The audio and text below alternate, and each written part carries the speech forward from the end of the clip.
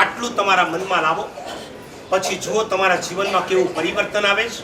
ફરીથી એકવાર કહું છું, દેરાસરની અષ્ટપ્રકારી પૂજા 2.5 કલાક નહીં કરો ચાલશે, અડધો કલાક તમારા બીમાર મા બાપની સેવા નહીં કરો તો નહીં ચાલે.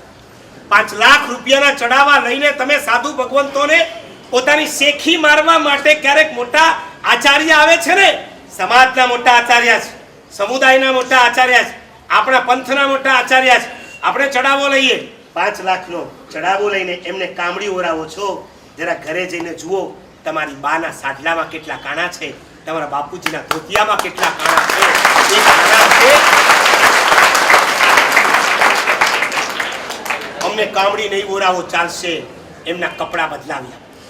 શિયાળાના દિવસોમાં તમારી દાદીની સાસુની સાલ કેટલી ગંધાતી હોય છે, પ્લીઝ એને ધોઈ આપો. રાત્રિના સમયમાં એ જ્યારે ઓઢે છે ત્યારે વાસ મારતી હોય, એને ઊંઘ ના આવતી હોય, પ્લીઝ શિયાળો શરૂ થાય અપ ટુ ડેટ એની ચાદર, એનો પીલો કવર, એની શાલ બધું ધોઈ કરીને સરખી રીતે પાથરી આપો, જેથી રાત્રિના સમયે એમને સરખી ઊંઘ આવે. મને એ નથી સમજાતું, કેટલાક શ્રીમંતો પોતાની ફેક્ટરીના સ્ટાફ માટે ક્વાર્ટર્સ રૂમ બનાવે છે, પણ સગા મા બાપ માટે શાંતિથી રહી શકે એવો એક રૂમ નથી બનાવતા.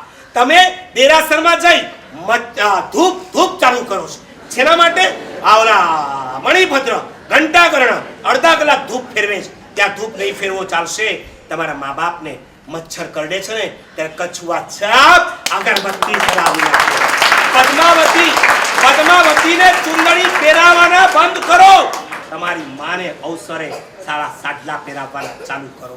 શું કહું, તમે હોસ્પિટલમાં જાઓ અને આ બીમાર લોકોને દવાઓ ખવડાવો, ફ્રૂટ્સ આપો. સાંજ પડે, પપ્પા ગરમી બહુ છે, શેરડીનો જ્યુસ આપું, ઠંડા પાણી લાવું, નાળિયેરનું પાણી પીવડાવ્યું ક્યારે? તો આ રવિવારના નાટક શેના કરો છો? ગરીબોને ખીચડી ખવનારાને પૂછું છું. સગા મા બાપને સાંજે શીરો ગરમ કરીને ખવડાવ્યો ખરો? બોખા છે, દાંત નથી, ચાવી શકે એમ નથી. લાવ, મારી બાને આજે હું શીરો બનાવીને ખવડાવું, એમને શીરા ખવડાવો, ત્યાં ખીચડી નહીં ખવડાવું તો ચાલશે. હસવું તો ત્યારે આવે છે જ્યારે મા બાપને હેરાન કરીને પરલોકમાં મોકલ્યા હોય, પછી પોતે રડવાના નાટક કરતા. આખી જિંદગી રડાવ્યા, પછી પોતે રડવાના નાટક કરે. હદ તો ત્યારે થાય છે, 1 વર્ષ જ્યારે પૂરું થાય, મા બાપની શ્રદ્ધાંજલિની તિથિ આવે, ફૂલ સાઈઝના મા બાપના ફોટા લગાડશે, 400 રૂપિયાનો હાર ચડાવશે, ધૂપ દીપ કરશે. સારું છે, તમારા મા બાપ આ જોયા પછી જીવતા નથી થતા.